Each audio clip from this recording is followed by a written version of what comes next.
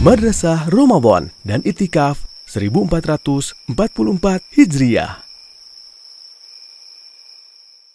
Bismillahirrahmanirrahim.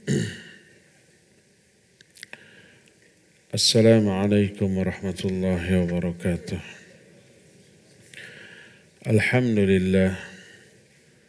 Wassalatu wassalamu ala Rasulillah Muhammad ibn Abdullah wa ala alihi wa ashabihi wa mawalah wa man tabi'ahum bi ihsanin ila yaumil qiyamah wa ba'd.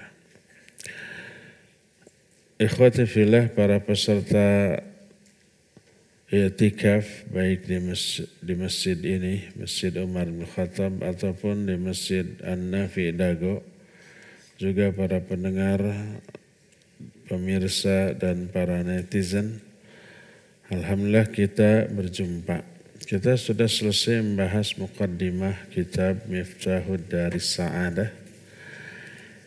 Intinya Miftahud Daris Sa'adah itu dua, ilmu dan iradah. Miftahud Daris Sa'adah artinya kunci negeri kebahagiaan. Maksud negeri kebahagiaan itu adalah surga. Kuncinya ilmu, pintunya iradah. Iradah itu kehendak. Apa yang dikehendaki? Surga sebagai sesuatu yang sangat berharga bagi kehidupan kita di akhirat. Kita wajib memiliki iradah atau keinginan untuk meraih surga, dan kuncinya adalah ilmu. Makanya di bab awal dibahas tentang ilmu, keutamaannya, kemuliaannya, dan hal yang berkaitan dengannya. Berkata Imam Ibnu Qayyim, qala Allah Ta'ala, Allah berfirman, syahidallahu annahu la ilaha illahu wal malaikatu wa ulul ilmi qa'iman bil qist la ilaha illahu wal azizul hakim. Allah bersaksi bahwa tidak ada sesembahan selain Dia. Tidak ada sembahan yang hak selain Dia. Ada enggak sesembahan selain Allah? Banyak. Patung, matahari, bulan, ruh-ruh, dewa-dewi, itu sesembahan. Tapi itu sembahan yang batil.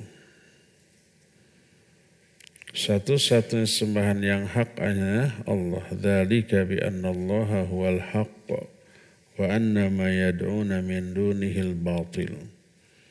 Yang demikian itu karena Allah lah satu-satunya sembahan yang hak, dan apa-apa yang mereka sembah selain Allah adalah batil.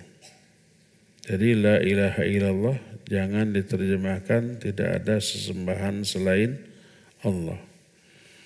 Karena bertolak belakang dengan realita. Banyak sesembahan selain Allah. Walaupun disembah secara batil, satu-satunya yang hak hanyalah Allah. Jadi la ilaha illallah artinya tidak ada sembahan yang hak selain Allah. Dan Allah bersaksi atas hal itu. Bersaksi atas kalimat tauhid. Bersaksi atas keesaan Allah. Allah bersaksi bahwa tidak ada sembahan yang hak selain Dia, juga para malaikatnya, juga orang-orang yang berilmu, qa'iman bil qist, yang tegak dengan keadilannya. La ilaha illahu, tidak ada sembahan yang hak selain Dia. La ilaha illa huwal azizul hakim, yang maha aziz dan maha hakim. Di dalam ayat ini Allah menyebut tiga pihak yang menjadi saksi atas kalimat tauhid. Pertama Allah, yang kedua para malaikat, yang ketiga orang-orang tertentu saja. Tidak semua orang. Orang tertentu ini itu adalah orang yang berilmu. Berkata Imam Ibnu Qayyim rahimahullah, wa hadza yadullu ala fadlil ilmi wa ahlihi min wujuh. Ayat ini menunjukkan keutamaan ilmu dan ahli ilmu dari beberapa sudut pandang, dari beberapa segi. Segi yang pertama, istishhaduhum duna ghairihim minal bashar. Dijadikannya ahli ilmu sebagai saksi, tapi tidak semua manusia. Hanya manusia yang berilmu. Selain yang berilmu tidak dijadikan sebagai saksi oleh Allah. Yang kedua, iqtiranu syahadatihim bi syahadatihi. Disandingkannya persaksian ahli ilmu dengan persaksian Allah. Ketiganya, iqtiranuha bi syahadati malaikatihi. Disandingkannya persaksian orang berilmu dengan persaksian para malaikat. Dan itu menunjukkan keutamaan ahli ilmu.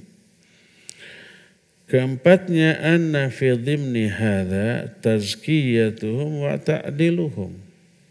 Fa inna Allah la yastashhidu min khalqihi illa al-udul. Di dalam hal ini terkandung tazkiyah dan ta'dil. Tazkiyah itu rekomendasi. Ta'dil itu dianggap adil. Ini di dalam ayat ini terkandung rekomendasi dari Allah kepada orang yang berilmu dan dianggap adilnya orang yang berilmu. Karena tidaklah Allah meminta atau menetapkan persaksian dari makhluknya kecuali dari orang-orang atau makhluk yang adil, yang dianggap adil dalam pandangan Allah. Orang yang berilmu dianggap orang yang adil. Maksudnya ilmu agama. Bukan ilmu dunia. Ada athar tentang masalah ini yang ma'ruf dari Nabi SAW. Beliau bersabda, yahmilu hadzal ilma min kulli khalafin uduluh. Yanfuna anhu tahrifal ghalin wa intihalal mubtilin wa ta'wilal jahilin. Ini sekaligus menjawab juga pertanyaan tadi, Uke kalau nggak salah tentang ta'wil. Kata Nabi SAW akan memikul ilmu ini orang yang adil dari setiap generasi. Dari setiap generasi akan muncul orang yang membawa ilmu ini. Mempelajari, memahami dan menyebarkannya. Dan Rasul SAW menyatakan mereka lah orang-orang yang adil. Yanfuna anhu tahrifal ghalin. Akan membantah tahrif orang-orang yang menyimpang. Tahrif itu perubahan, merubah agama Allah. Karena dicampur dengan hasil ro'yu, hasil otak, dicampur dengan budaya, adat, tradisi, kebiasaan. Jadi campur baur, berubah saja agamanya. Disebut tahriful ghalin. Wantihalal mubtilin. Dan hujjah para mubtilin. Dibongkarnya kedok orang-orang yang pemahamannya batil. Wa ta'wilal jahilin, dan membantah takwil yang dilakukan oleh orang-orang yang bodoh. Nah, ini fungsi atau peran yang dimainkan oleh para pengemban ilmu di setiap generasi, dan Nabi menyatakan mereka lah orang-orang yang adil di setiap generasinya. Ada riwayat lain dari Muhammad bin Ahmad bin Ya'qub bin Syaibah. Dia bilang, ra'aitu rajulan qaddama rajulan ila Ismail bin Ishaq al-Qadhi. Fadda'a alaihi da'wa. Fasa'ala al-mudda'i alaihi fa'ankara. Faqala lil-mudda'i alaka bayyinah. Qala na'am. Fulan wa fulan. Qala amma fulan famin syuhudi. Wa amma fulan falaysa min syuhudi. Qala faya'rifuhu al-qadhi. Qala na'am. Qala bimadha? Qala a'rifuhu bikatbil hadith. Qala fakaifa ta'rifu fi katfihi al-hadith? Qala ma 'alimtu illa khairan. Qala fa inna an-nabiyya sallallahu alaihi wasallam qala yahmilu hadzal ilma min kulli khalafin uduluhu. Faman 'addalahu Rasul sallallahu alaihi wasallam aula mimman 'addaltahu anta. Faqala qum fahatih faqad qabiltu syahadatahu. Aku melihat ada seseorang yang diseret, digusur, dibawa ke Ismail bin Ishaq. Ismail bin Ishaq ini seorang qadhi, hakim. Dan hakim pasti ulama. Jadi dibawa, diadukan. Orang ini menuduh orang yang dibawanya dengan tuduhan-tuduhan. Beberapa tuduhan atau satu tuduhan minimalnya. Si hakim bertanya kepada orang yang menuduh, kepada orang yang dituduh, kepada yang dituduh, benar enggak kamu melakukan seperti yang dituduhkan? Fa'angkaro. Dia mengingkari, tidak. Maka hakim bertanya kepada orang yang menuduh, alaka bayyinah, kamu punya bukti tentang tuduhanmu? Orang yang nuduh itu wajib menunjukkan bukti. Nabi SAW menyatakan, al-bayyinatu alal mudda'i wal yaminu ala man ankar. Menunjukkan bukti adalah kewajiban bagi si penuduh. Sedangkan bersumpah adalah kewajiban bagi yang dituduh. Jadi kalau umpamanya seseorang nuduh ke orang lain, kamu pencuri ya? Maka dia harus punya bukti atau saksi bahwa orang ini mencuri. Kalau yang mencuri tidak merasa, tidak. Dia harus bersumpah, demi Allah saya tidak mencuri. Jadi kewajiban penuduh menunjukkan bukti. Alaka bayyinah, kamu punya bukti? Naam ya. Apa buktinya? Fulan wa fulan. Dua orang. Dia menunjuk tuh buktinya si fulan dan si fulan. Yang dimaksud bukti di sini saksi. Menyaksikan apa yang dia tuduhkan kepada orang si tertuduh tadi.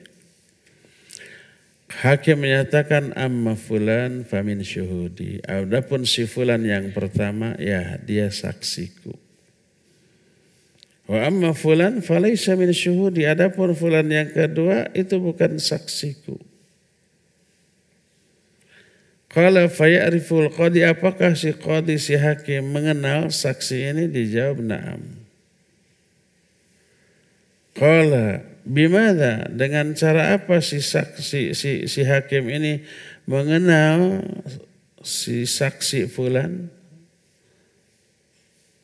Dia menjawab, a'rifuhu bikatbil hadis. Aku mengenal bahwa dia itu saksi yang diterima karena dia suka mencatat hadis. Hadisnya ditulis, dibukukan, dikoleksi. Fa kaifa ta'rifu bikatbil hadis? Bagaimana engkau bisa tahu bahwa orang ini layak dipercaya hanya karena dia mencatat hadis? Hakim menjawab, ma'alimtu illa khair. Aku tidak mengenal orang yang mencatat hadis kecuali kebaikan. Karena Nabi SAW bersabda, yahmilu hadzal ilma min kulli khalafin uduluhu. yang akan membawa memikul ilmu ini dari setiap generasi adalah orang yang adil. Kalau orang yang menuliskan ilmu, menuliskan hadis dianggap adil oleh Rasul Sallallahu Alaihi Wasallam, maka itu cukup, lebih utama daripada orang yang dianggap adil oleh kamu atau oleh aku. Akhirnya diterimalah persaksian sang penulis hadis ini walaupun tidak dikenal oleh hakim kecuali dengan cara itu.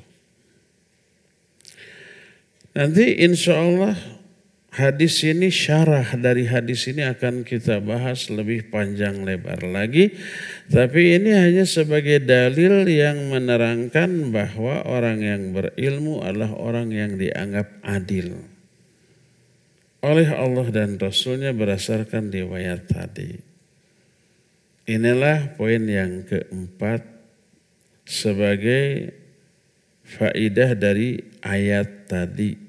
Ayat surah Ali Imran ayat yang ke-18 yang menyatakan yang menjadi saksi atas kalimat tauhid 3. Allah, para malaikatnya dan orang-orang yang berilmu. Faidah yang keempat, yang kelima dari ayat ini adalah annahu wasafahum bikaunihim ulil ilmi. Hadza yadullu ala ikhtisasihim bihi wa annahum ahluhu ashabuhu laisa bimusta'arin lahum. Kelima, faedah yang kelima, Allah mensifati mereka dengan sebutan ahli ilmu. Ini ahli ilmu itu istilah yang Allah berikan. Wa ulul ilmi. Dan ini menunjukkan kekhususan mereka. Mereka ahlinya pemilik ilmu. Dan istilah ini bukan disebutnya, bukan majaz isti'arah. Majaz isti'arah itu bukan kata-kata kiasan, bukan. Tapi makna yang hakiki. Pemilik ilmu dan pengamal ilmu. Itu ulul ilmi. Bukan kiasan. Ada makna hakiki, makna yang sebenarnya, ada makna kiasan. Kan gitu bahasa kita ya. Kiasan itu kata-kata pinjaman. Kata pinjaman itu meminjam satu kata untuk diterapkan kepada makna lain. Seperti umpamanya makanan yang ada di depan saya sikat semuanya. Maksudnya apakah disikat hiji-hiji gitu? Ambil sikat digosok itu? Bukan, tapi apa artinya? Dihabiskan. Itu kata-kata saya sikat itu kata-kata kiasan. Bukan digosok sama sikat, tapi dimakan. Meminjam kata sikat untuk dimaknai dengan arti makan. Saya sikat habis. Preman itu 3 orang saya sikat habis. Apa artinya? Digosok apa dimakan? Bukan, dihajar ya. Beda lagi maknanya, sama-sama sikat tapi beda konteks kalimat, beda makna. WC itu saya sikat sampai bersih. Itu kata-kata pinjaman bukan? Bukan, makna yang sebenarnya betul disikat, digosok sama sikat. Jadi kalau WC itu saya sikat dengan habis, sikat di sana maknanya makna hakiki, makna sebenarnya. Tapi kalau makanan itu saya sikat atau orang itu saya sikat, itu kata-kata pinjaman. Dalam bahasa Arab disebut isti'arah. Ulul ilmi adalah makna hakiki, bukan kata isti'arah, bukan kata-kata pinjaman, bukan kata-kata kiasan, tapi itu makna hakiki yang menunjukkan sifat. Orang ini disifati dengan sifat memiliki ilmu dan mengamalkan ilmu.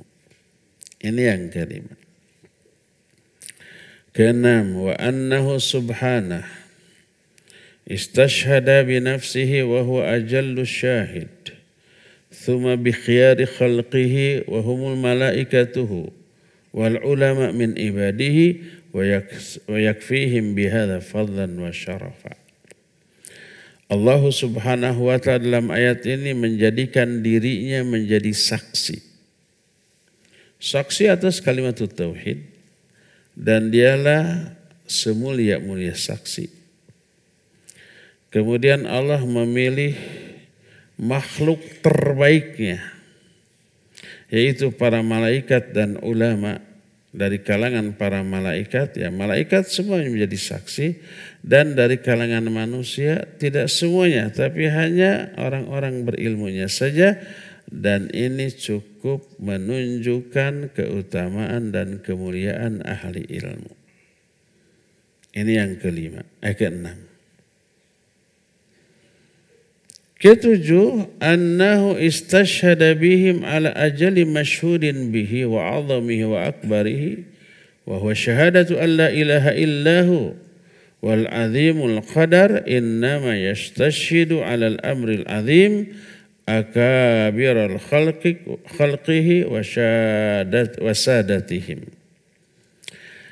Dalam ayat ini Allah menjadikan mereka menjadi saksi terhadap objek yang paling agung, paling mulia, paling dahsyat, yaitu la ilaha illallah. La ilaha illallah adalah kalimat teragung, hal atau kebenaran yang paling benar, keagungan yang paling agung, sesuatu yang terbesar, yaitu kalimat tauhid la ilaha illallah. Nah, Allah hanyalah menjadikan saksi dari kalangan yang terbaik untuk menjadi saksi terhadap sesuatu yang teragung. Kalau sesuatu itu nilainya rendah, nggak perlu saksi yang terhebat. Cukup orang biasa, sesuatu yang biasa. Tapi karena yang disaksikan, objek yang disaksikan itu sesuatu yang terdahsyat, teragung, yaitu kalimat tauhid, yaitu keesaan Allah, yang dijadikan saksi juga bukan yang sembarangan, tapi pasti yang terbaik. Makanya disebut tiga, Allah, malaikat, dan orang-orang berilmu, dan ini menunjukkan keutamaan dan keagungan orang-orang yang ilmu dan orang-orang yang memilikinya. Itu yang ketujuh. Kedelapan. Annahu subhanah ja'ala syahadatahum hujjatan alal munkirin. Fahum bimanzilati adillatihi wa ayatihi wa baranihi dalati ala tauhidihi.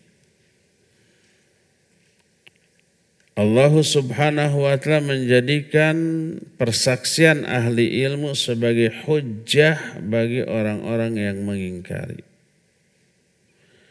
Orang yang mengingkari keesaan Allah jumlahnya jauh lebih banyak daripada yang mengakui keesaan Allah. Lebih banyak mana, ahli tauhid atau orang musyrik? Orang musyrik jauh lebih banyak. Tapi walaupun sedikit orang yang berilmu ini, persaksian mereka menjadi hujjah atas orang-orang yang mengingkarinya. Maka ahli ilmu penjelasannya tak ubahnya seperti dalil atau ayat atau penjelasan Allah terhadap ketauhidan atau keesaan Allah Azza wa Jalla. Dan ini cukup menjadi bukti tentang keutamaan ilmu dan ahli ilmu. Itu yang kedelapan. Yang berikutnya, annahu subhanah afradal fi'lal mutadammina li hadhihi syahadah as-sadirati minhu wa min malaikatihi wa minhum wa lam ya'tif syahadatahum bi fi'li akhar ala syahadatihi. Wa hadha yadullu ala syiddati irtibati syahadatihim bi syahadatihi.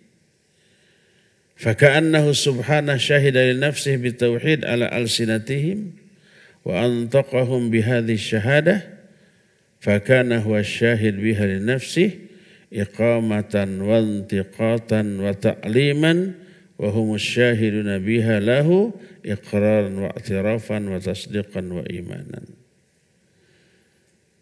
Ini berkaitan dengan kaidah dalam ilmu balaghah atau sastra Arab. Allah subhanahu wa ta'ala cukup menyebut satu kali fi'il yang mencakup seluruh pihak yang bersaksi. Di sini disebutkan syahidallahu annahu la ilaha illahu wal malaikatu wa ulul ilmi. Syahidanya cukup disebut sekali. Syahidah itu fi'il. Fi'il itu apa? Kata kerja. Allah syahidah telah bersaksi. Fi'il kata kerja. Fa'ilnya, fa'il itu subjek, pelaku. Ada 3, Allah, para malaikat, dan orang-orang yang berilmu. Objeknya, maf'ulun bihnya, kalimatut tauhid. Nah, ketika menjelaskan telah bersaksi, Allah hanya menyebut fi'il atau kata kerja ini sekali aja, tidak 2 kali. Kalau dalam konteks lain kadang Allah menyebut 2 kali fi'il seperti atiullaha wa atiur rasul, ya. Taatilah oleh kamu Allah dan taati Rasul. Kata taatinya diulang 2 kali.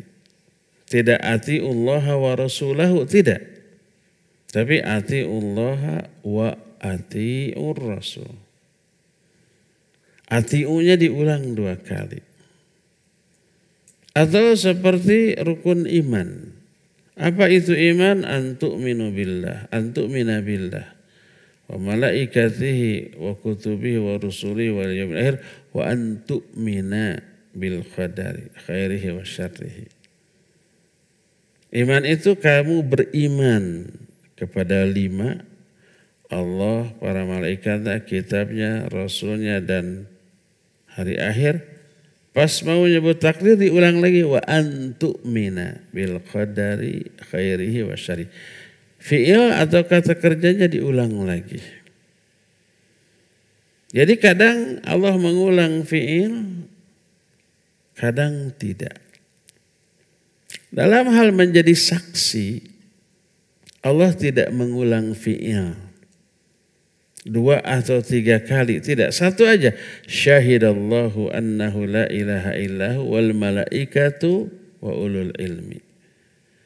Allah tidak berfirman syahidallahu annahu la ilaha illahu wal malaikatu wasyahida ulul ilmi. Tidak begitu.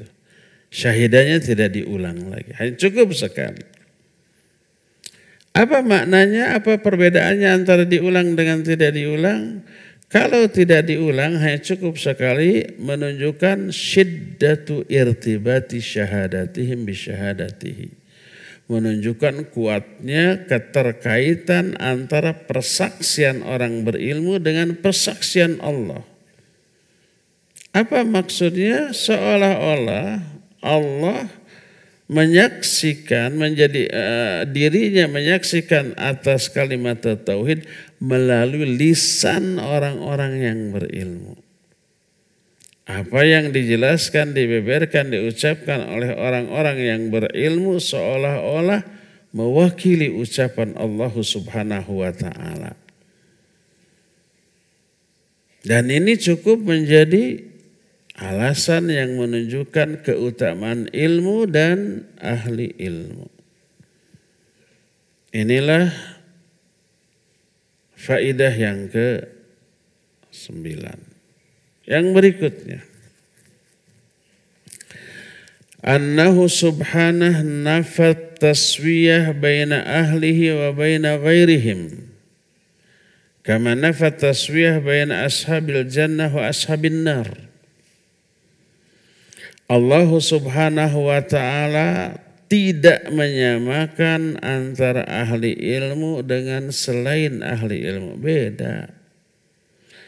Sebagaimana tidak menyamakan antara ahli surga dan ahli neraka. Beda. Ahli surga dengan ahli neraka itu perbedaannya ibarat langit dan bumi. Ibarat timur dan barat. Seperti itu orang berilmu dengan orang bodoh. Allah berfirman dalam surah Az-Zumar ayat yang ke-9. Qul hal yastawil ladzina ya'lamuna wal ladzina la ya'lamun. Katakan olehmu, tanyakan, samakah orang-orang berilmu dan orang-orang yang tak berilmu? Ini pertanyaan itu atau kalimat ini disebut kalimat apa? Retoris dalam bahasa kita. Dalam bahasa Arab disebut istifhamul ingkari. Istifham itu kata tanya. Ingkari itu yang mengingkari. Kenapa? Sebab diawali oleh kata tanya. Hal apakah sama orang berilmu dengan yang tidak berilmu? Ini untuk mengingkari tidak sama. Beda jauh antara orang berilmu dan orang yang tak berilmu. Bahasa kita disebut kalimat retoris artinya apa? Kalimat tanya yang tidak membutuhkan jawaban saking apa? Sudah jelasnya jawaban dari pertanyaan. Sama enggak orang berilmu dengan orang bodoh? Ya enggak lah gitu ya. Seperti tidak samanya ahli neraka dan ahli surga. Allah berfirman dalam surah Al-Hasyr 20, la yastawi ashabun nari wa ashabul jannah. Ashabul jannati humul faizun. Tidaklah sama ahli neraka dengan ahli surga.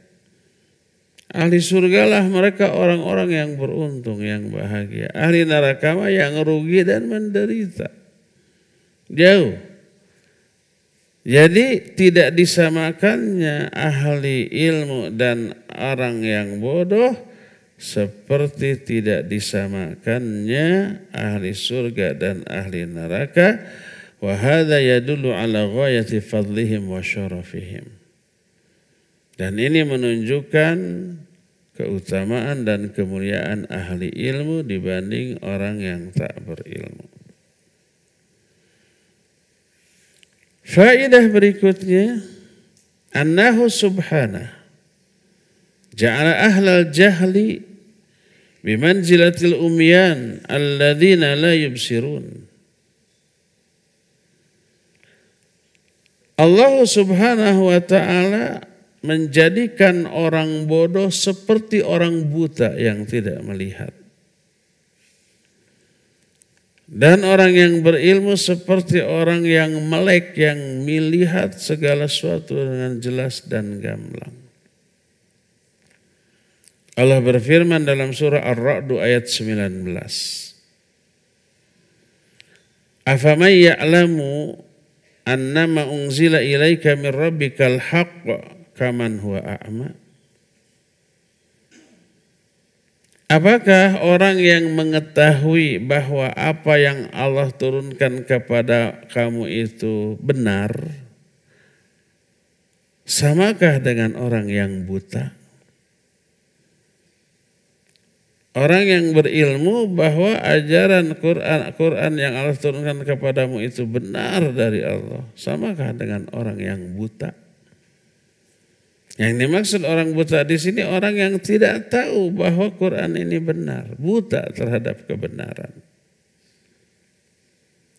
Maka dari sini manusia terbagi dua. Pertama orang alim, kedua orang buta. Disebut dua jenis manusia, orang alim dan orang buta, menunjukkan orang buta itu maksudnya orang yang tidak berilmu alias orang yang jahil. Makanya seringkali Allah sifati orang yang bodoh dengan sebutan orang buta, tuli dan bisu. Summun, bukmun, umyun, fahum la yarji'un. Surah Al-Baqarah. Mereka itu tuli, bisu dan buta. Dan mereka tidak bisa kembali. Itu yang kesekian. Faedah berikutnya. Annahu subhanah akhbara'an ulil ilmi bi annahum yarawna ma unzila ilaihi min rabbih haqqan wa ja'ala hadha thana'an alaihim wa istishhadan bihim. Allah subhanahu wa ta'ala memberitahukan kepada kita tentang bahwa orang-orang yang berilmu itu orang yang melihat kebenaran dari apa yang Allah turunkan kepada nabinya alaihi salatu wassalam. Sebagaimana yang Allah ungkapkan dalam surah Saba ayat yang ke-6. Surat keberapa surah Saba? Berapa? 34. Antara 33 dan 35. Antara Al-Ahzab dan Fatir. Allah berfirman tuh dalam surah Saba ayat 6. Wa yaral ladzina utul ilma alladzi unzila ilaika min rabbika huwa haqq. Orang-orang yang berilmu melihat bahwa apa yang diturunkan oleh Allah kepadamu adalah benar. Karena mereka melihat dengan ilmunya, dengan ilmu tahu oh ini Quran ini benar. Adapun orang yang menganggap Quran ini keliru, batil, itu orang bodoh. Faedah berikutnya annahu subhanah amara bisu'alihim warruju ila aqwalihim wa ja'ala dzalika kasyahadati minhum. Allah subhanahu wa ta'ala memerintahkan manusia untuk bertanya kepada ahli ilmu dan rujuk kepada ahli ilmu, rujuk kepada pendapat mereka. Jadikan pendapat ahli ilmu sebagai referensi, sebagai rujukan. Maksudnya dalam perkara agama, bahkan dalam semua perkara walaupun masalah dunia. Kalau kita rusak motor mobil, siapa ahlinya? Montir di bengkel, bawa ke sana. Jangan berkata, montir punya akal, saya juga punya akal. Montir punya otak, punya royu, saya juga punya royu. Montir bisa membongkar motor dan mobil, kenapa saya nggak bisa? Sok bongkar sendiri. Bisa nggak bongkarnya? Bisa, gampang.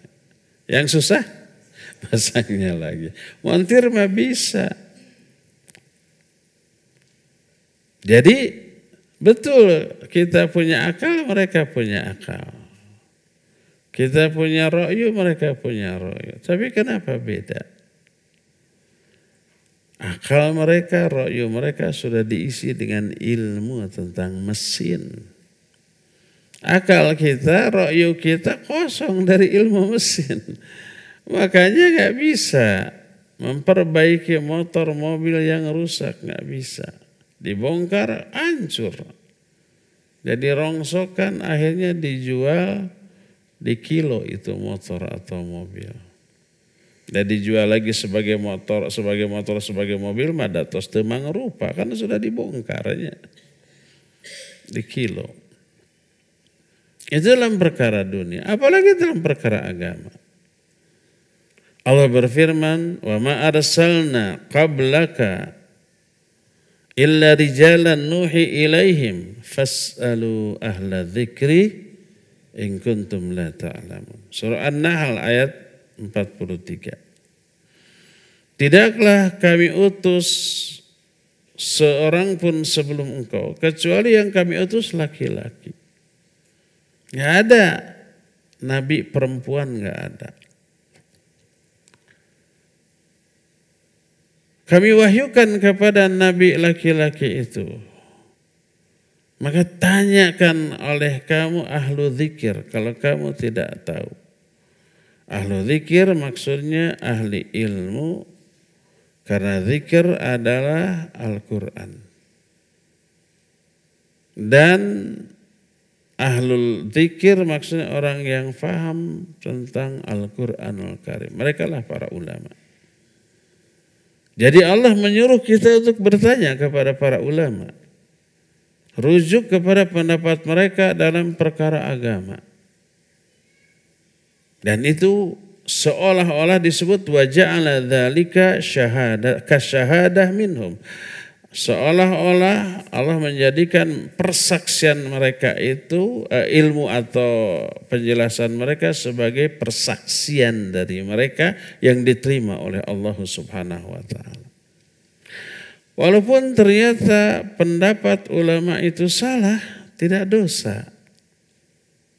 Karena salahnya itu ditempuh melalui prosedur yang benar, walaupun kesimpulan akhir salah, tidak dosa.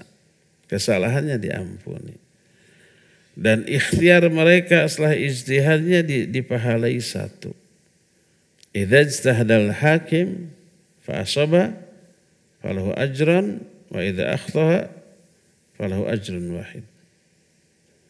Kalau hakim ijtihad, hakim itu ulama pasti. Lalu ijtihadnya benar 2 pahala. Ijtihadnya salah 1 pahala dan kesalahannya diampuni. Itulah faidah yang kesekian. Faidah yang berikutnya, annahu subhanah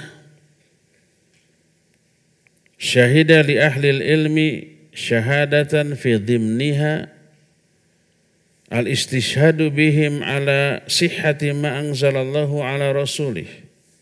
Faqala ta'ala afa ghairallahi abtaghi hakaman wa huwa alladhi anzala ilaikumul kitaba mufassalan walladzina atainahumul kitab ya'lamuna annahu munazzalun min rabbika bil haqq fala takunanna minal mumtarin. Salah satu di antara keutamaan ilmu dan ahli ilmu adalah Allah Subhanahu wa ta'ala bersaksi bagi ahli ilmu persaksian Allah yang terkandung dalam persaksian mereka tentang benarnya ajaran yang Allah turunkan kepada Rasulnya. Allah menyatakan untuk menunjukkan benarnya ajaran yang Allah turunkan, tuh orang yang berilmu pun mengakui kebenaran ini. Gitulah intinya.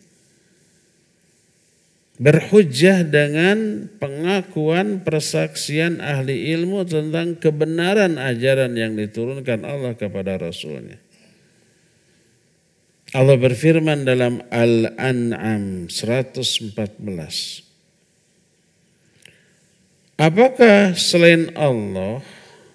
Apakah dari selain Allah ilmu yang aku cari? Padahal dialah yang telah menurunkan kitab kepadamu secara rinci.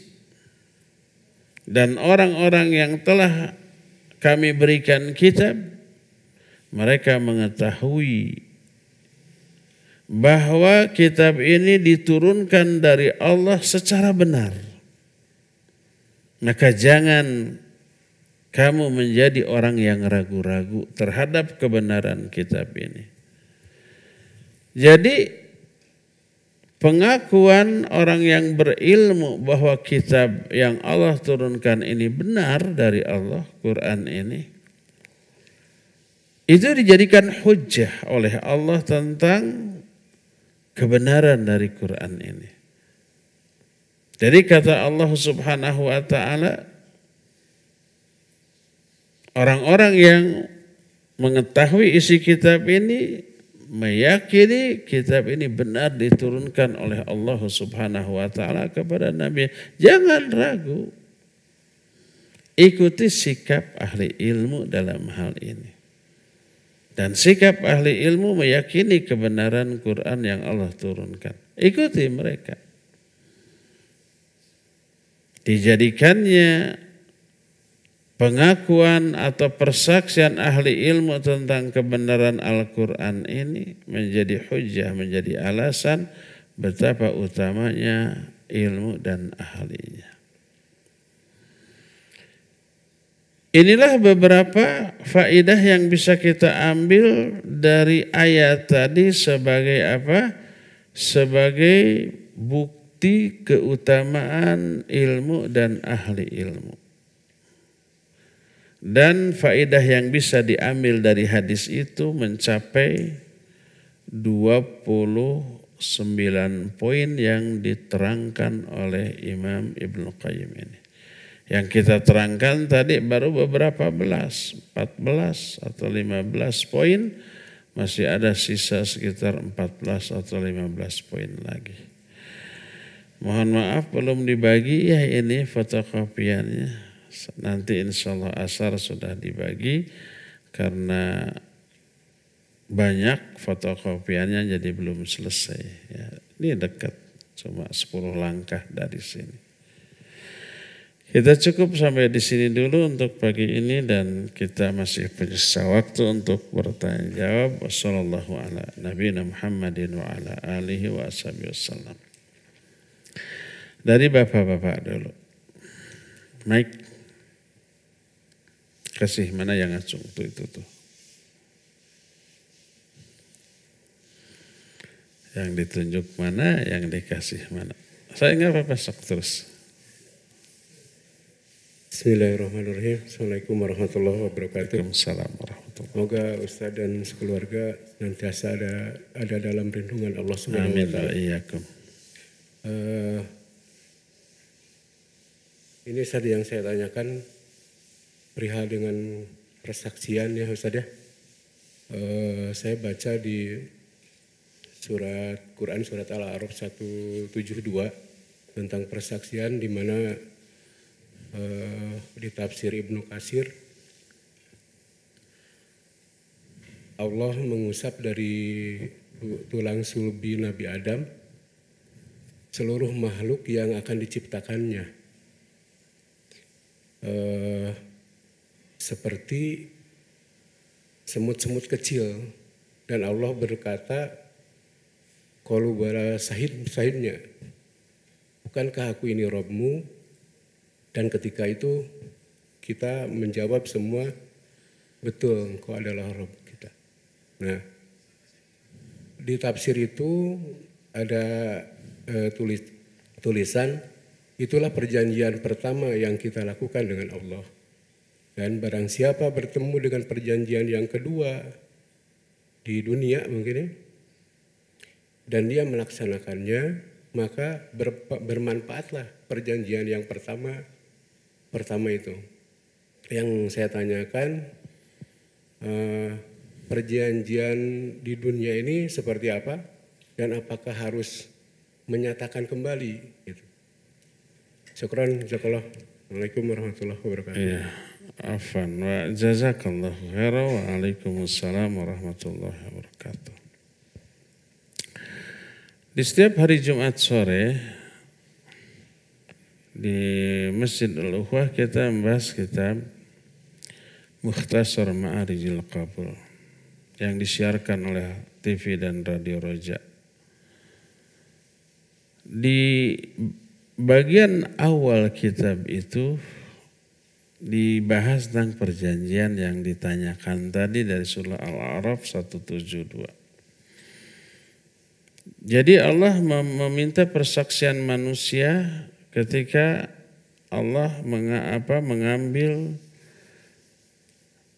anak turunan anak-anak Adam dari tulang sulbi bapak-bapak mereka. Lalu Allah bertanya, alastu birabbikum? Bukankah aku ini Rabbmu? Maka dia menjawab, bala syahidana. Ya, kami bersaksi. Itu memang perjanjian awal. Kapan itu terjadi? Itu ketika si ruh akan dimasukkan ke dalam janin. Ketika usia janin berada 4 bulan di perut ibunya masing-masing. Ketika 4 bulan Allah mengutus malaikat untuk mencatatkan 4 poin dan meniupkan ruh. Jadi si ruh itu sebelum ditiupkan ditanya, alastu birabbikum? Bukankah kamu mengakui aku Rabbmu? Disebut bala syahidna. Itu perjanjian pertama. Semua manusia yang hidup sudah ditanya. Begitu lahir, orang ini tahu nggak bahwa dia sudah berjanji? Tidak tahu. Kita ingat nggak waktu saya 4 bulan tuh di perut ibu, saya diminta perjanjian oleh Allah. Saya jawab siap. Apa begitu? Tidak, nggak ada orang yang ingat, nggak ada orang yang tahu. Maka diingatkan dan diberitahu ketika hidup di dunia oleh Al-Quran dan Sunnah. Kisah ini diceritakan oleh Allah dalam Al-Quran surah Al-A'raf 172 tadi. Kamu tuh waktu masih jadi janin sudah pernah berjanji. Sekarang diperkuat lagi. Dengan keharusan melaksanakan 2 kalimat syahadat. La ilaha illallah dan Muhammad Rasulullah. Nah ini perjanjian kedua. Seseorang komitmen dengan 2 kalimat syahadat berarti melaksanakan perjanjian kedua yang isi perjanjiannya sama dengan isi perjanjian pertama pada waktu kita masih menjadi janin. Nah sama, isinya sama. Jadi apa perjanjian kedua? Melaksanakan isi dari 2 kalimat syahadat. Yaitu syariat Islam ini secara keseluruhan. Asyhadu an la ilaha illallah itu tauhid. Asyhadu anna Muhammadar Rasulullah itu syariatnya. Perintah dan larangan Allah melalui ajaran yang diturunkan kepada Nabi SAW.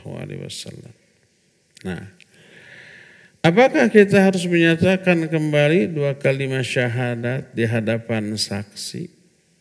Iya, wajib. Kalau orang itu tadinya kafir, setelah dewasa kafir. Baik kafirnya itu karena kebodohan, ketidaktahuan, atau karena dimurtadkan, atau karena ikut-ikutan orang tua Nasrani, Yahudi, Hindu, Buddha, anaknya juga begitu, sudah kafir lagi, sudah murtad lagi. Adapun kalau masih belum balik kemudian meninggal, itu sudah masih di atas tauhid yang pertama. Makanya anak kecil yang meninggal sebelum balik ke surga walaupun anak orang kafir, anak orang musyrik. Berdasarkan hal itu Nabi SAW bersabda, ma min mauludin illa yuladu alal fitrah. Tidak ada bayi yang lahir kecuali lahir di atas fitrah. Abu Hurairah radhiyallahu anhu yang meriwayatkan hadis ini sahih riwayat Bukhari dan Muslim. Beliau menyatakan, atadruna mal fitrah? Tahu enggak kalian apakah fitrah ini? Fitrah ini Islam. Tidak ada yang bayi yang lahir kecuali di atas Islam walaupun orang tuanya kafir, Yahudi, Nasrani atau musyrik atau agama lain. Lalu Abu Hurairah membacakan ayat fa'aqim wajhaka lid-dini hanifah fitratallahi allati fataran nasa 'alaiha. Surah Ar-Rum 30. Hadapkan wajahmu ke agama yang lurus, lid-dini hanifah, ke agama secara lurus. Itulah fitrah Allah. Agama inilah fitrah Allah yang semua manusia diciptakan di atas fitrah ini. Jadi manusia diciptakan di atas fitrah, artinya di atas Islam, begitu lahir Islam dia. Walaupun orang tuanya Yahudi Nasrani. Makanya kelanjutan hadis itu adalah fa'abawahu yuhawwidanihi aw yunassiranihi aw yumajjisanihi. Kedua orang tuanya lah yang meyahudikan dia, menasranikan dia atau memajusikan dia. Kalau orang tuanya Yahudi, nanti dia akan dijadikan Yahudi. Kalau Nasrani dibaptis, kalau Majusi ya dimajusikan, kalau Hindu Buddha ya diritualkan. Dimurtadkan dari agama asal mereka, Islam.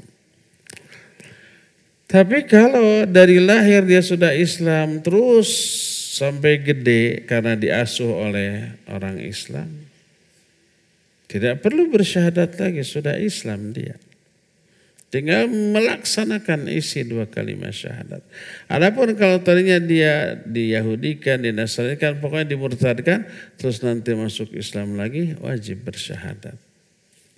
Tapi kalau ada anak orang kafir nih, brol, oa gitu. Lalu langsung diberikan kepada keluarga muslim. Diasuh oleh keluarga muslim, diajari ngaji, sholat, segala macam. Perlu disyahadatkan? Tidak, karena dia tidak pernah murtad. Dari keislamannya sejak lahir, enggak. Apakah Islam agama turunan? Bukan, walaupun orang tua kafir, anaknya Islam.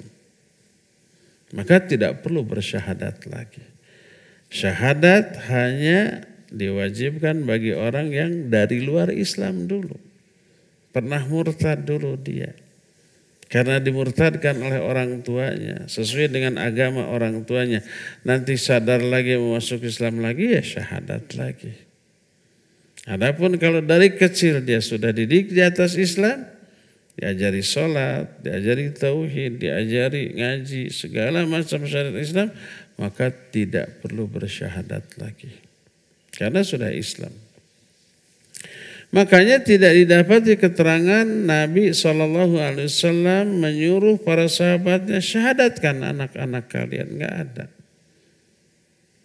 Tidak ada Nabi SAW ke Hasan Husain cucunya pas balik, ayo syahadat kamu masuk Islam. Enggak ada.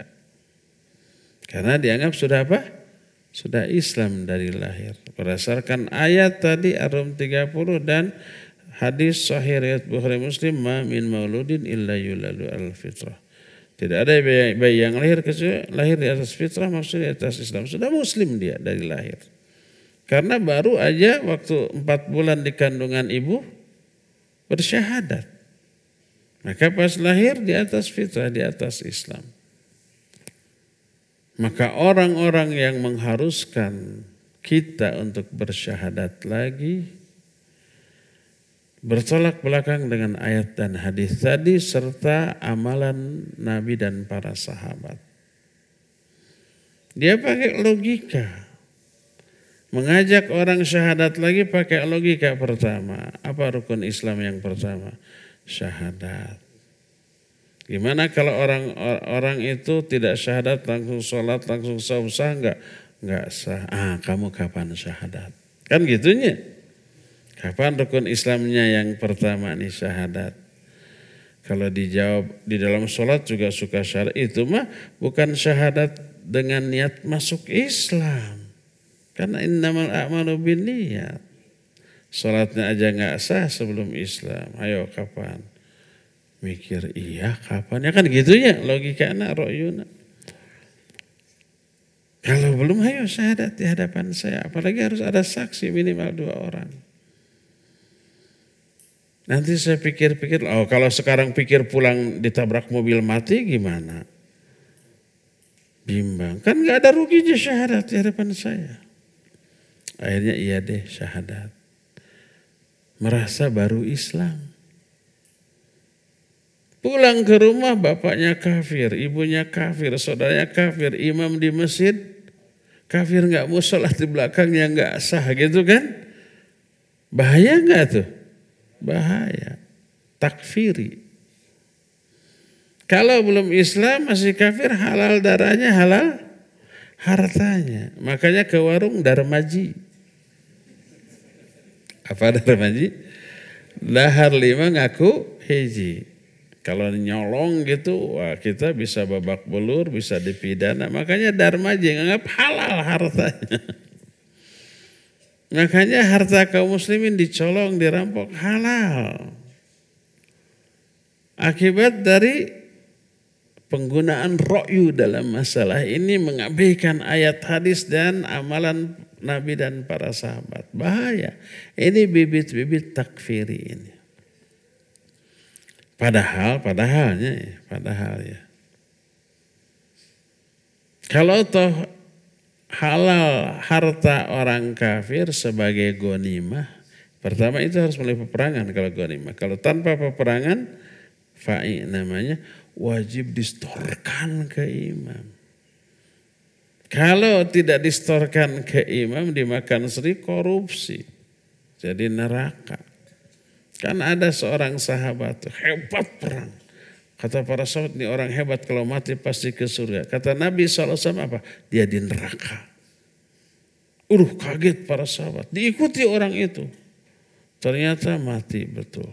Kenapa orang sehebat ini mati di medan perang ke neraka? Ternyata di tangannya tergenggam seutas tali unta hasil rampasan perang yang tidak distorkan kepada Nabi SAW. Pantas ke neraka. Tuh bayangin mujahid itu mati di medan perang ke neraka karena korupsi harta rampasan perang. Ini dimakan sendiri. Kan gitu, bahaya. Jadi orang itu bertolak belakang dengan ayat, hadis dan apa yang diamalkan oleh Nabi dan para sahabat. Ya, kita sudah Islam dari kecil, tidak pernah murtad, jadi tidak harus mengucapkan 2 kalimat syahadat lagi. Ya, wallahu a'lam.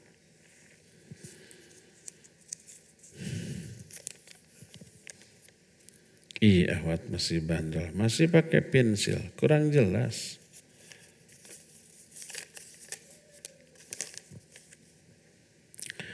Izin bertanya, bagaimana maksud ayat sesungguhnya yang takut kepada Allah hanyalah ulama. Bagaimana untuk orang awam yang minim ilmu tapi punya rasa takut yang besar dan sebaliknya banyak ahli ilmu yang membawa kepada kesesatan.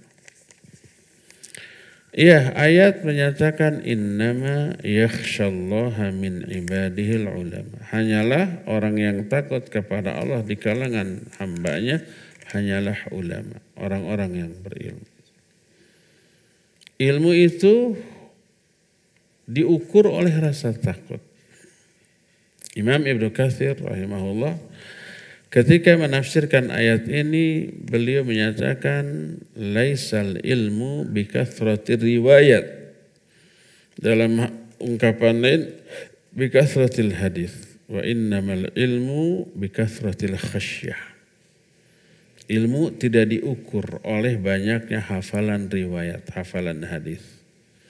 Tapi ilmu diukur oleh banyaknya rasa takut kepada Allah. Idealnya semakin berilmu semakin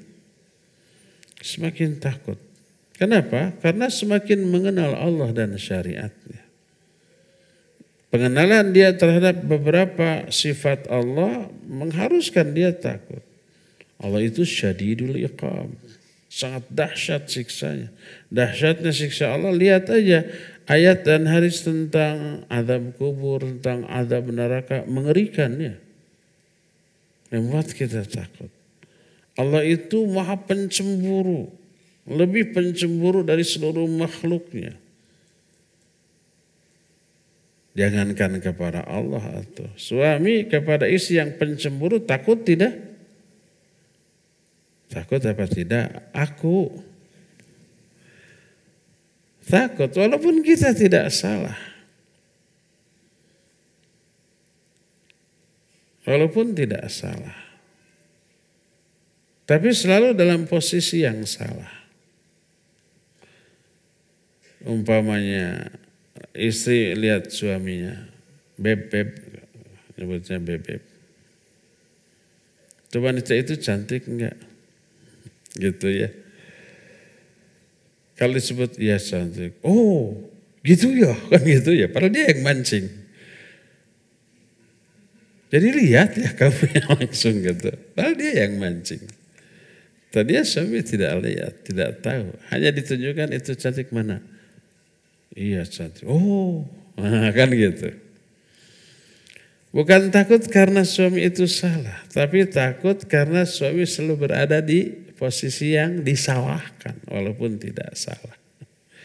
Sampai saya pernah beberapa kali masuk ke medsos saya. Kalau suami yang salah, suami harus minta maaf ke istri. Kalau istri yang salah, ngambek. Untuk membujuknya, suami yang harus minta maaf. Maafkan, biar senyum lagi. Siapapun yang bersalah, suami harus minta maaf. Karena itulah takut. Bukan takut karena salah, tapi takut karena selalu berada di posisi yang disalahkan. Umumnya. Kalau wanita solihah mah enggak gitu. Lihat Tolha, punya istri. Suatu saat Tolha ini masuk, menemui istrinya dalam keadaan sedih, dalam keadaan murung. Sebagai istri solihah, dia mengatakan, ada enggak kesalahan yang saya lakukan yang membuat engkau murung seperti itu? Langsung dia khawatir dirinya yang salah. Kalau itu yang solihah, kalau yang salahah mah kan wanita. Kalau yang salah, yang tidak solihah mah menyatakan baru datang sudah mayun, gitu kan? Langsung ngambek. Tapi ada enggak kesalahan yang saya lakukan sehingga engkau murung? Tunjukkan, saya akan perbaiki. Apa kata Syuhla? Fa ni'ma halilatul mar'i anti. Enggak. Sebaik-baik istri seseorang adalah engkau. Ini persaksian suaminya kepada istrinya. Engkau wanita yang terbaik. Istri terbaik, istri solihah. Fama sya'nu, lalu apa masalahmu? Sampai engkau murung. Dia menjawab, innal mala indi kathurat wa akrobani. Alasannya teh aneh. Karena harta yang saya miliki bertambah banyak. Ini yang membuat saya sedih. Aneh tidak? Aneh. Terbalik dengan kita ya. Kita mah kalau harta bertambah gimana? Sumringah, cengengesan. Kalau bokeh baru murung. Jadi bokeh atau punya uangnya seorang bisa dilihat dari ekspresi. Nah, jadi seperti itu kalau istri solihah. Kalau melihat suami sedih murung, khawatir itu dia yang menjadi penyebabnya. Lalu dia mengakui kesalahan. Kalau ada, tunjukkan, saya akan perbaiki, mohon maaf. Gitu. Kembali ke pertanyaan naon. Pertanyaan tadi. Ya. Jadi sesungguhnya orang yang takut kepada Allah hanyalah ulama. Bisa nyambung ke istri salahah gimana ya? Oh iya. Takutnya ulama kepada Allah karena dia tahu sifat-sifat Allah. Yang buat dia takut. Allah itu syadidul iqab. Allah itu pencemburu. Setiap pencemburu pasti ngefek ke wanita ya. Lebih pencemburu daripada makhluk manapun. Dan kecemburuan Allah muncul ketika seorang hamba melanggar aturannya, melanggar larangan, cemburu, murka dan marah. Lalu memberikan balasan, inna minal mujrimina muntaqimun. Dan kami kepada orang-orang yang berdosa pasti memberikan balasan. Nggak akan ada yang luput dari balasan atas kesalahan. Karena itulah takut. Semakin mengenal Allah semakin takut. Tapi berimbang. Selain ada rasa takut, ada rasa cinta, ada rasa harap. Sebab banyak sifat Allah yang menyebabkan kita cinta kepada Allah. Itu Ar-Rahman, Ar-Rahim, Ar-Razzaq, Al-Wahhab, Al-Jawad gitu ya. Itu membuat kita cinta kepada Allah. Tapi di samping cinta takut juga ada. Cinta dengan takut itu dua hal yang tidak bisa dipisahkan. Siapa yang mencintai suatu pasti takut terhadap sesuatu itu. Kita cinta kepada istri, takut kehilangan istri, takut istri marah, takut istri apa-apa gitu kan. Kita cinta kepada mobil, takut kalau mobil ini dicuri ya. Kalau mobil ini kesenggol orang, digores orang. Selalu antara cinta dan takut ini dua hal yang tidak bisa dipisahkan. Seorang mukmin cinta kepada Allah, takut juga kepada Allah, berharap juga kepada Allah Subhanahu wa taala. Itu karena ilmunya. Makin berilmu makin besar kadar cinta, takut dan harapan kepada Allah Subhanahu wa taala. Orang yang minim ilmu, tidak tahu sifat Allah, enggak takut kepada Allah. Tidak cinta kepada Allah, tidak berharap kepada Allah karena minimnya informasi yang dia tahu tentang Allah Azza wa Jalla. Jadi rasa takut, cinta dan harap berbanding lurus dengan ilmu dia tentang Allah Azza wa Jalla. Bagaimana orang awam yang minim ilmu? Ya belajar agar tidak minim, agar maksimal ilmunya bertambah. Minim ilmu tapi rasa takutnya besar. Tergantung takut apa dulu ya. Kalau umpamanya dia takutnya kepada Allah berarti dia berilmu tentang Allah. Dan sebaliknya ada ahli ilmu tapi membawa kesesatan. Kalau ada orang yang betul-betul ahli ilmu, faham Quran Sunnah, tidak mungkin membawa kepada kesesatan. Masa faham Quran Sunnah tapi yang diajarkan kesesatan. Yang ada adalah memanipulasi. Membolak-balikkan Quran Sunnah sesuai dengan seleranya demi keuntungan duniawi. Menjual ayat-ayat Allah dengan harga yang rendah. Kalau ada yang bertanya, Pak Kiai, ini halal atau haram? Tergantung. Wani piro. Bisa halal, bisa haram. Tergantung bayaran. Makanya para penjudi atau suatu produk, makanan atau agar halal, minta fatwa dari para ulama. Ulama tertentu, oknum tertentu, tokoh tertentu. Kalau MUI mengharamkan, ada tandingannya. Tokoh tertentu yang dianggap keulamaannya tidak kalah. Halal. Dulu ada judi namanya Porkas. Masih ingat? Ada yang mengalami? SDSB. SDSB dulu apa Porkas dulu ya? Porkas dulu lalu SDSB. Lalu togel. Nah pada masa togel dilarang oleh Kapolri Jenderal Sutanto. Alhamdulillah diberi ultimatum sebulan. Kalau sebulan di suatu tempat masih ada togel, Kapolresnya atau Kapolsek di tempat dipecatkan gitu ya. Beres satu sebulan. Oleh Kapolri sebelum nama diprotes juga kan ada undang-undang judi itu haram. Ya gimana sih susah diberantas kan itu. Gak tahu kenapa susah. Tebisaan meren nggak berantas. Jenderal Sutanto mah langsung beres. Waktu zaman Porkas orang menganggap itu judi jelas haram-haram. Akhirnya mengurangi keuntungan. Datang atau si Bandarjuna ke seorang tokoh. Gak perlu saya sebut. Sudah tidak ada tokoh ini. Sudah mati ya. Lahir buku fatwa dalam bahasa Arab, bahasa Indonesia. Saya dapat dua-duanya dulu. Judulnya dalam bahasa Arab, Raf'ul Iltibas fi Tahlilil Porkas. Ulama yang bikin. Menghilangkan keraguan-raguan tentang halalnya Porkas. Dibahas Quran, hadis, kaidah fikih, kaidah usul fikih. Intinya ini bukan judi, halal. Kan gitu. Bahkan bermanfaat karena saat itu Porkas itu sebagai sumber biaya membiayai kegiatan olahraga.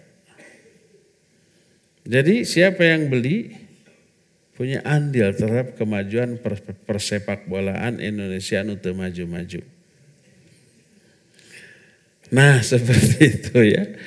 Jadi berilmu tapi bisa diperalat untuk meraih keuntungan dunia. Ini disebut al-ulama ussu, ulama-ulama yang jahat. Ini yang menghancurkan Islam. Kata Umar kepada Hudaryah, hal ta'rifu ma yuhdimul Islam? Tahu enggak kamu apa yang menghancurkan Islam? Enggak tahu. Dijawab, yahdimuhu zalatul alim wa hukmul a'immatil mudhillin wa jidal munafiqin bil kitab. Yang menghancurkan itu 3. Pertama, tergelincirnya ulama. Tergelincir akhlaknya, menggunakan agama ini sebagai alat untuk meraih keuntungan pribadi. Yang kedua, jidalnya orang munafik tentang kitab, mendebat. Yang ketiga, hukum yang diterapkan oleh pemimpin-pemimpin yang sesat.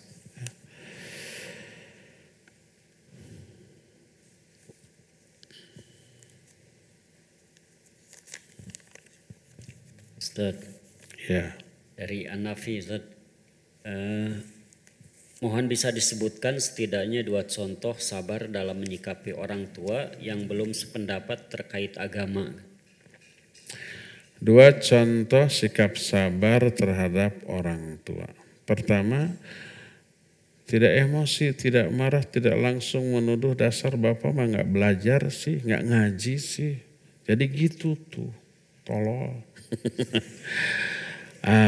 Tahan, jangan keluar makian, jangan keluar cacian, jangan keluar perkataan dan perbuatan yang menyinggung orang tua.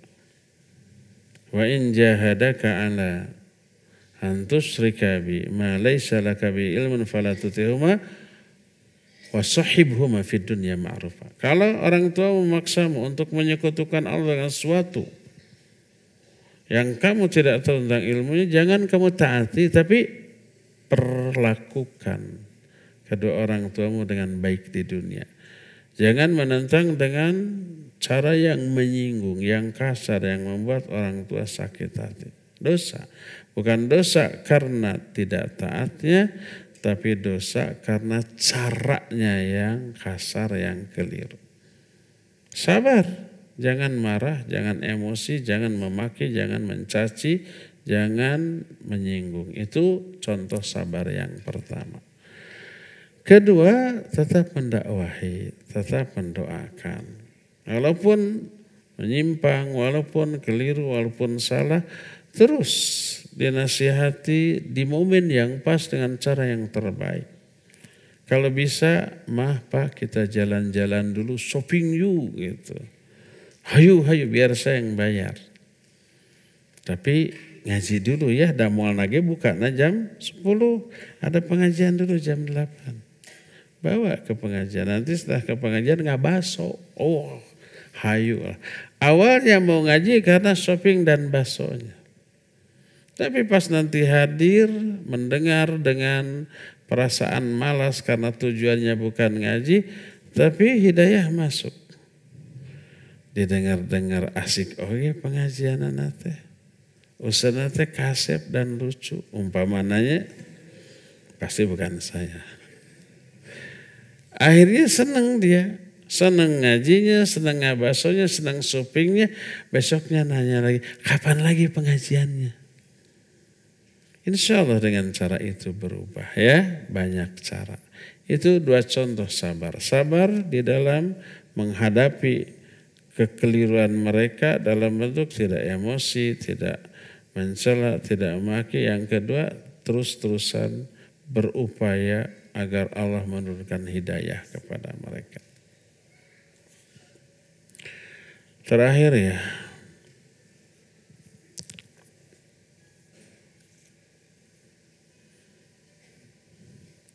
ketika kita i'tikaf 10 hari terakhir, amalan apa yang lebih utama dan sesuai dengan contoh dari Rasul SAW antara baca Quran, dan mentadaburinya sampai sahur, qiyamul lail sampai sahur, atau tidur sampai sahur.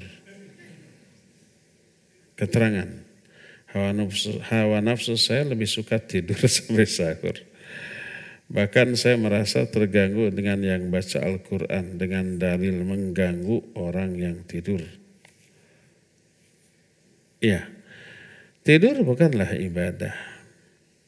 Waktu Lailatul Qadar isi dengan ibadah. Kalau mau tidur siang hari, silakan puaskan tidur di siang. Malamnya agar bisa begadang. Terus sholat, beralih antara sholat, baca Quran, dzikir, berdoa, gitu. Baca buku tentang ilmu, gitu. Terus galar gilir. Sholat umpah sudah agak lelah, coba dzikir, coba berdoa, coba baca Quran. Dan seterusnya ya, sampai sahur. Qiyamul lail itu maksudnya melakukan ibadah apapun jenisnya. Baca Quran, qiyamul lail. Kalau malam hari. Berzikir, berdoa, qiyamul lail. Baca buku, qiyamul lail. Salat, qiyamul lail. Adapun tidur sampai sahur bukan ibadah. Pas lagi tidur, kemudian turun Lailatul Qadar, nggak dapat Lailatul Qadarnya. Hawa nafsu saya lebih suka tidur sampai sahur. Tuh tahu itu hawa nafsu. Merasa terganggu dengan bacaan Al-Quran, ya itu juga hawa nafsu. Kalau tidak mau terganggu dengan baca Quran, ya nggak perlu iktikaf, ngapain? Tidur mah di rumah, we. Itu mah pindah tidur, bukan iktikaf. Kalau mau iktikaf, ya paksakan untuk ibadah. Ya orang-orang baca Quran, berzikir, sholat, ini tidur terus terganggu. Harusnya sebaliknya yang sholat, yang baca Quran terganggu dengan tidur dia. Pertama ngaherinan. Kedua gandeng ku kerekna. Sok terbalik ya, hormati orang yang tidur. Yang tidur di masjid. Kalau tidurnya di rumah, oke, kita jangan baca Quran dekat ya. Ini mah di masjid yang niatnya itikaf. Itikaf itu ya baca Quran salah satunya. Terganggu dengan baca Al-Quran berarti terganggu oleh yang itikaf. Ya jangan di masjid, di rumah aja. Nah, jelema ayeuna tibaralik hormati orang yang tidak saum. Dulu mah hormati orang yang saum, jangan makan di hadapan orang yang saum. Sekarang mah dibalik, hormati yang tidak saum. Kalau orang Islam pokoknya di pojokan, dibolak-balik. Coba kalau umpamanya di Bali hari Nyepi, ada yang boleh beraktivitas? Tidak boleh. Kita nggak bisa hormati orang yang tidak nyepi. Terus sejalan-jalan. Bisa begitu? Bisa, cuma babak belur kalau di sana. Tapi kalau di komunitas muslim, hormati orang yang tidur. Hormati orang yang tidak saum. Hormati orang yang sedang tidak beribadah. Hormati orang yang sedang mabuk. Jangan diganggu. Itu terbalik ya. Cukup ya sampai di sini. Insya Allah kita jumpa lagi habis asar nanti. Insya Allah sudah dibagikan fotokopiannya. Subhanakallahum bihamdik. Asyhadu an la ilaha illa anta. Astaghfiruka wa atubu ilaik. Walhamdulillah rabbil alamin. Wassalamualaikum warahmatullahi wabarakatuh. Madrasah Ramadan dan Itikaf 1444 Hijriah. Download aplikasi Tarbiyah Sunnah di handphone Anda. Tersedia di Google Play dan App Store.